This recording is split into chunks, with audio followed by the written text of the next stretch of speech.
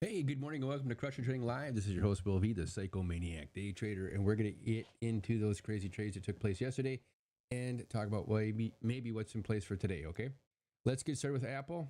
Apple, we had a really cool Crush It Zone trade yesterday. Uh, Pretty much an A-plus setup. I have it set up right here. So we have nice clean touches on the Crush It Zone on the 5, the 1, and the 10-second. And that's what we're looking for. Pretty simple here, you guys. Your entry is right here. You add to the position once you get that break, maybe the retest of the 50, and you come over here now to the 1 minute, and you have a scale right here, and your other scale right here, and you're hanging on to your trailers for bigger moves. And then you would stop out of this position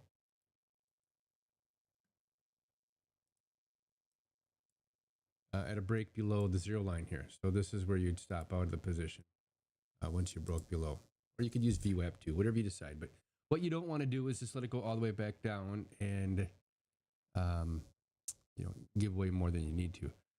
Now, in the event that this hits the 0.618, moves higher, depending on how many contracts you had, like if you had like 50 contracts and you're just hanging on to 2 trailers, it might not be that big a deal just to hang on to those all the way down to see if you get that bigger move. But if you're trading 10 contracts, you're going to be mostly out of those trades if you get that break below VWAP, which did happen. Apple did end up going lower. And I do have it written down here. If you'd have played this Apple trade yesterday with a $3,000 investment, you would have had about 20 contracts for the, I don't remember which ones they were. I think they were 243s, somewhere's in there. I don't remember what they were. I apologize. However, 245 calls. Sorry, yep, I have it in here. 245 calls. They would have been $1.43. You'd have got about 20 of them, and you'd have sold 10 of them at 300. At the first scale, you'd have sold 5 of them at the second scale for 135, and then 3 of them at the third scale for 60, and then probably stopped out the rest. And so that would have been about a $350 to $400 move on $3,000. So for every $3,000 invested on this Apple trade with our strategy, you would have generated about $300 to $400 per $3,000. Normally, I like to trade on my big account $50,000 roughly. So if you take that 50,000 and divide that by 3,000, you get about 16 times. Let's say 16 times. We'll say 300. You get a $4,800 day, roughly, on that Apple trade. Pretty decent. Pretty decent. Not, Tesla pays better, Meta pays better, but I tell you what, that is a pretty decent move on Apple. Okay. Going into today, what am I looking at for Apple? I don't really have a thesis on it. I'm just going to watch it. I have the levels marked out here. I'll be looking at the low if we break below this. And then I have this tail right here on this pre-market candle from yesterday. So that's kind of the range I'm looking at. It's not going to be number one on my list today, but we'll have it on watch.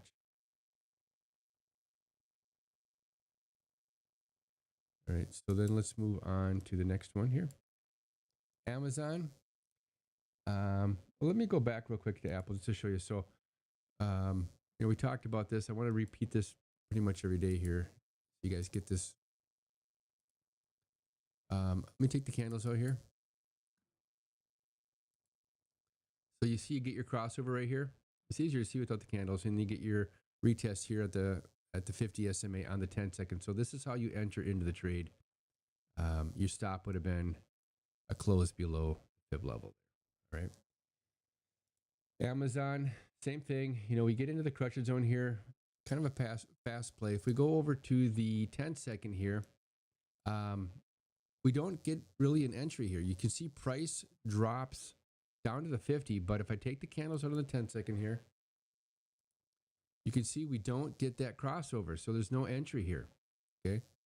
Now here, you might get Let me just double check this. You might get an entry. And this is why I like clean touches on the candles. So you get the crossover here. We do have a clean touch right here. You have that clean touch on the one. So you would have had a starter position here on Amazon, most likely. We would have looked at the MACD and seen what that was doing. And I would say that it's not giving us exactly what we want.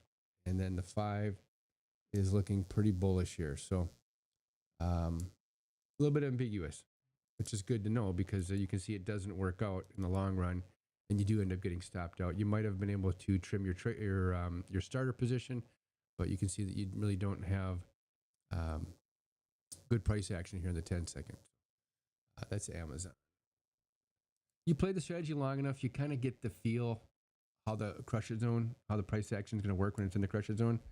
And once again, once you play it long enough, you're going to start looking at your moving averages in the 10, and you're going to get these gut feelings on whether or not you're going to enter or not. Microsoft, a lot of consolidation in the crush it zone, but yes, it does end up working out. You open up the one here for a minute. So you do get a crush it zone trade. So at some point, we'll look at the 10 second in a second here and figure out where our entry would have been. But you definitely would have had, a nice move to the downside here on Microsoft, if that was the one that you wanted to trade. Now let's see what that looks like on the 10 second. Put this out of the way here.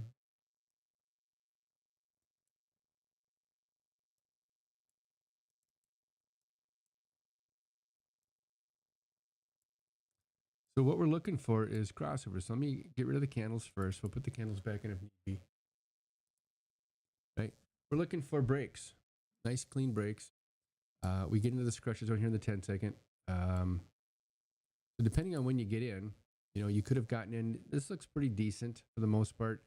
Maybe you got in here on this break right here and didn't get a chance to trim yet, but you would have not gotten stopped out of this trade. Would have not gotten stopped out at all.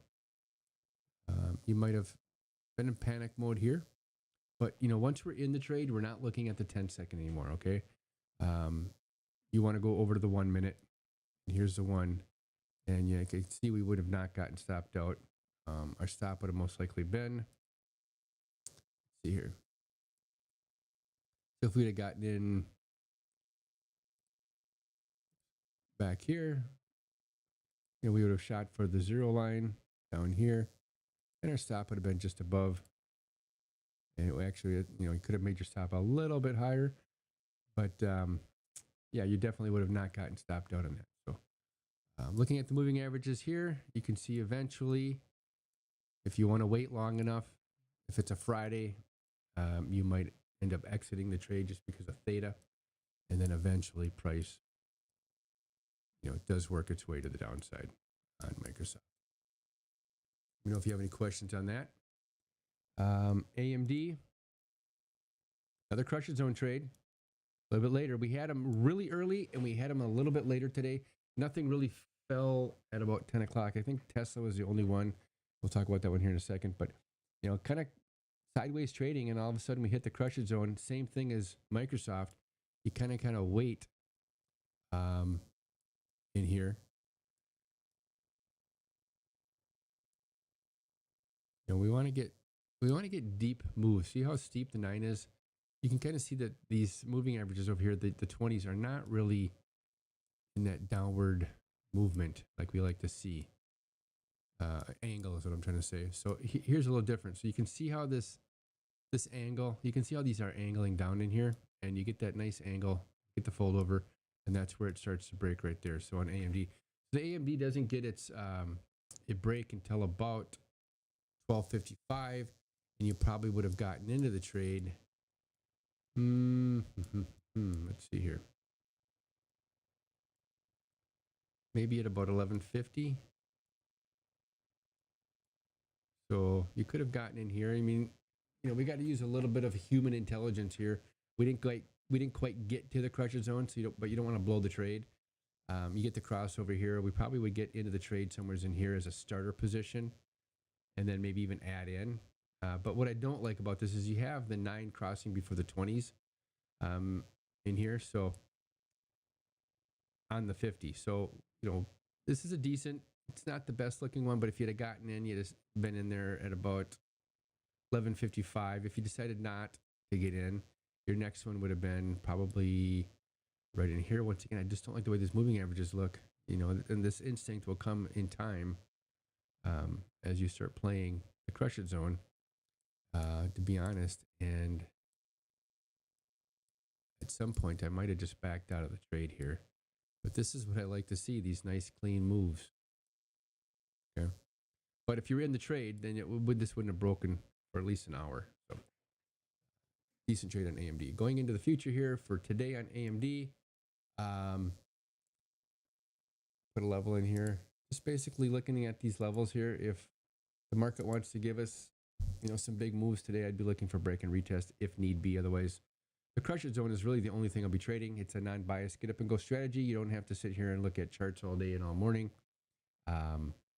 So this is why we kind of go over just what happened yesterday instead of trying to plan what's going to happen today. I do like to put my levels in here so we can keep an eye on them, because if I get into the Crush It Zone, it lets me know. If I get a Crush It Zone in here, it lets me know if I'm going to get a nice pullback or if we're going to get that continuation depending on the trend. So it is nice to have your trends in there too. Let's see here. So that's AMD. AMD's been bearish. Meta was very, very bullish yesterday. Nice move. Did we have a trade in the Crush It Zone? We'll talk about that here. We did have a trade on the break and retest of the 5-minute ORB. So that took place here at 9:43. If you're trying to, follow 3 different strategies in the morning, trying to figure out what you're going to trade, you're going to get lost and you're going to lose a lot of stuff, and you're going to end up pushing yourself into a trade and losing money. So whatever you're focused in on, just focus on that one thing, wait for it to happen. I like to focus in on the Crush It Zone, and every once in a while, if I feel it or if I see it, I'll get one of these continuations. This is a nice one here off of Meta to the upside. I didn't catch it. I was watching the Crush It Zone right in here because you can see it did come to the Crush It Zone, waiting for that pullback at the Crush It Zone, not even thinking about the fact that we have this 5-minute ORB here for a move to the upside. So if we look at Meta here at the Crush It Zone,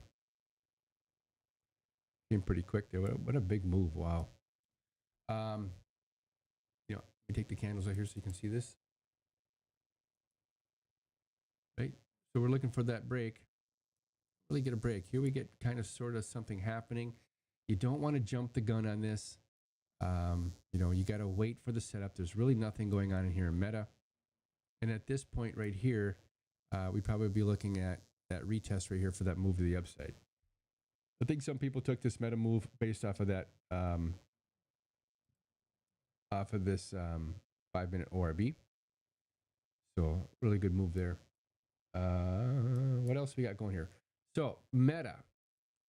Why do I not like to go into the day with a thesis?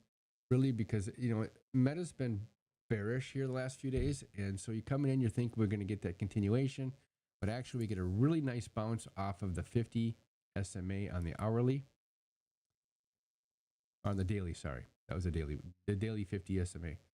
And could it continue today? Once again, I don't know. We could hit the 9-day here and take a move to the downside and retest this level I have in here at 663. So instead of trying to figure out where it's going to go, where I want it to do, I'm just going to let it do what it does. Let me know where it wants to go, and I'll follow it along, okay, if need be.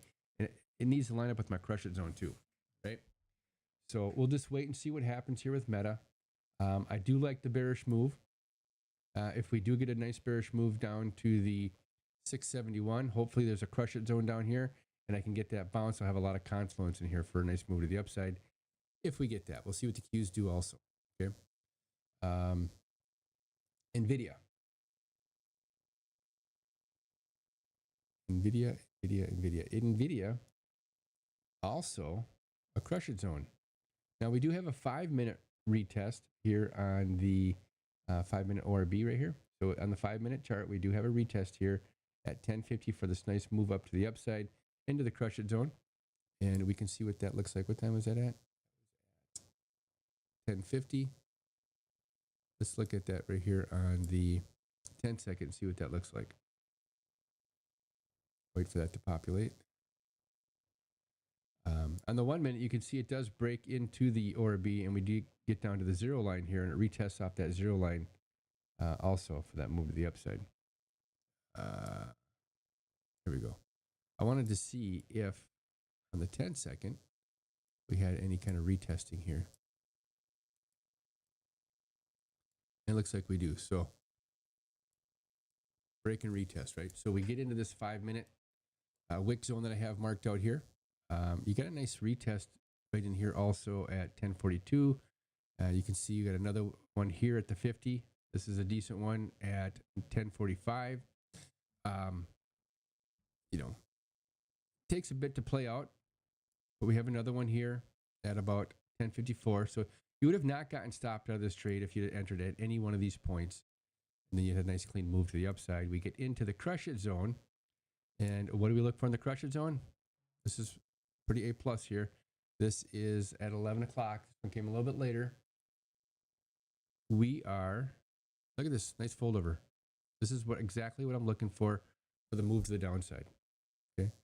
And eventually it does consolidate for a better part of the midday, but you eventually do get that move to the downside here. You can see it on the 1 minute for NVIDIA. Now, NVIDIA had a really nice injection candle.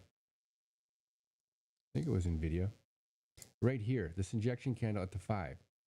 And normally those play out really good. I did take, some contracts here, thinking we might get that break and move to the downside, which we did. It just didn't come until later in the day. And, stopped myself out of that one. But anytime you see these injection candles, let me blow this up here for a little bit so you can see this. This is what we call an injection candle. I got get rid of this box here so you can see this a little bit better.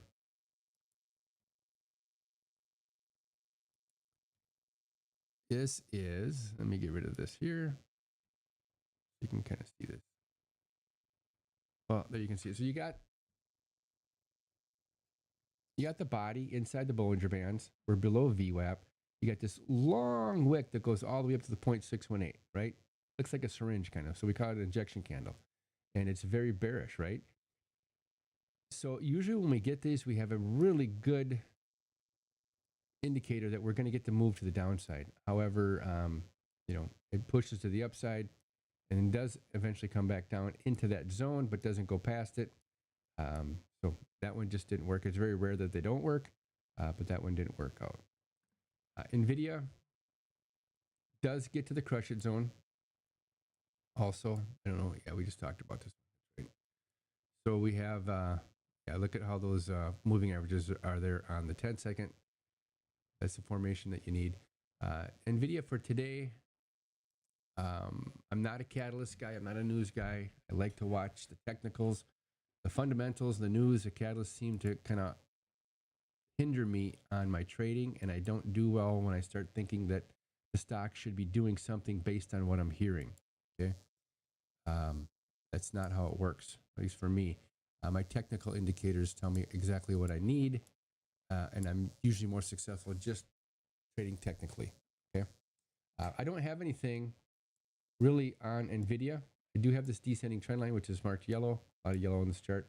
So I'll be looking at this level here at about 130, all the way up to the 100 day. And I talked about this all the time, that when you break the 100, you're going to see the 200. And of course you do see the 200. It happens. Usually it works better in the bearish move when you're going from the 100 to the 200. It's easier to go down than it is to go up. But if you're looking at the bearish move from the 100 to 200, you got about a 90% chance that price will hit the 200 once it breaks the 100. Does that make sense? So that is NVIDIA. Let me clean up this chart a little bit, see if we can see anything else on here.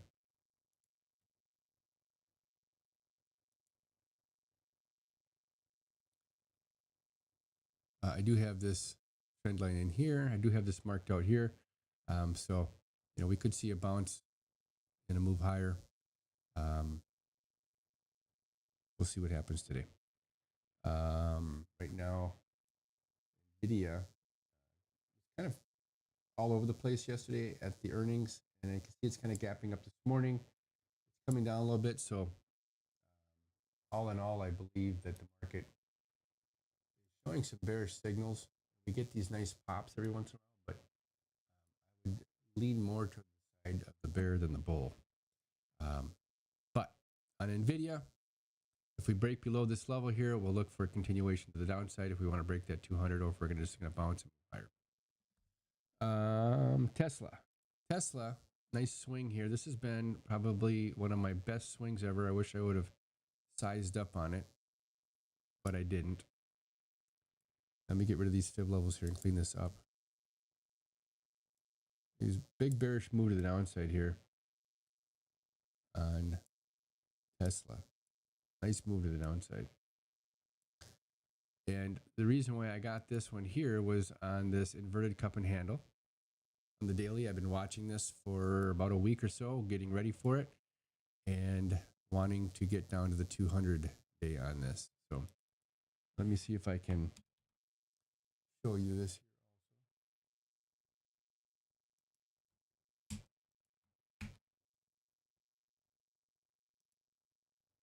This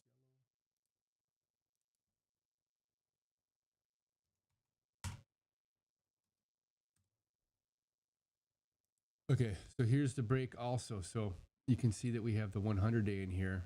And once we break this here, the 100 day on Tesla, I got to break this level also. But this is already telling me that there's a good chance now we're most likely going to get down to the 200 day. So I'm in this swing on Tesla right now.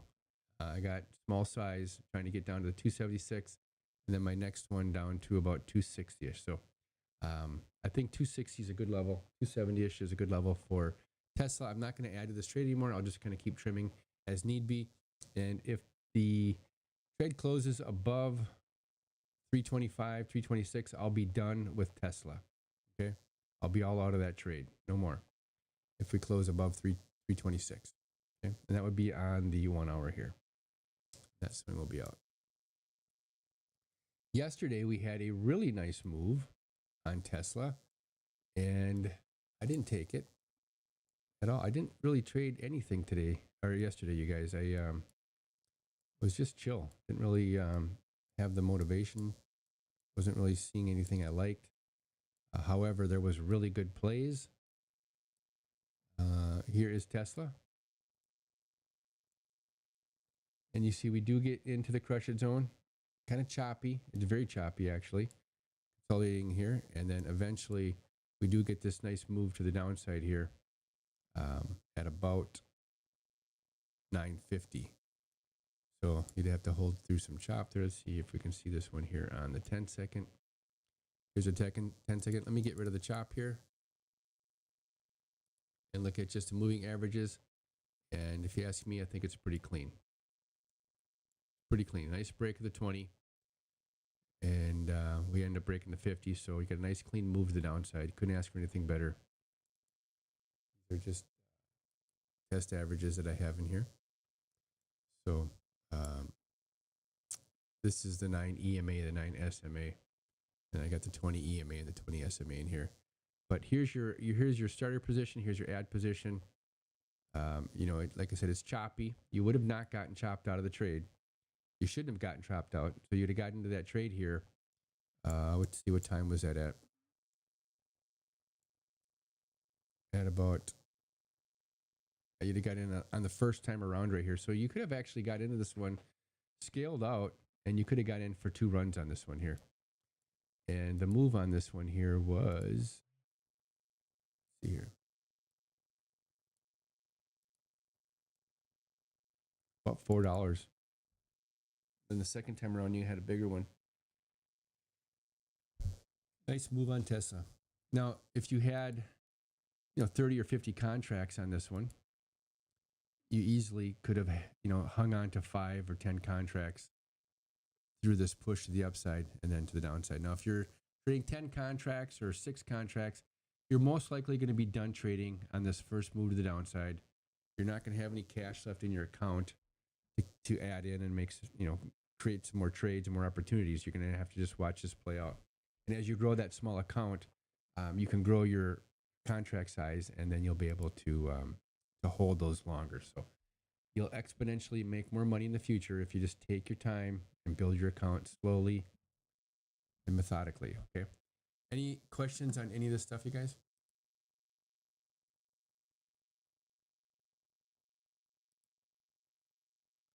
If not, we have the open in about 30 minutes. So I'll be back in about 25 right before the open. Going to clean up my charts here and see you soon.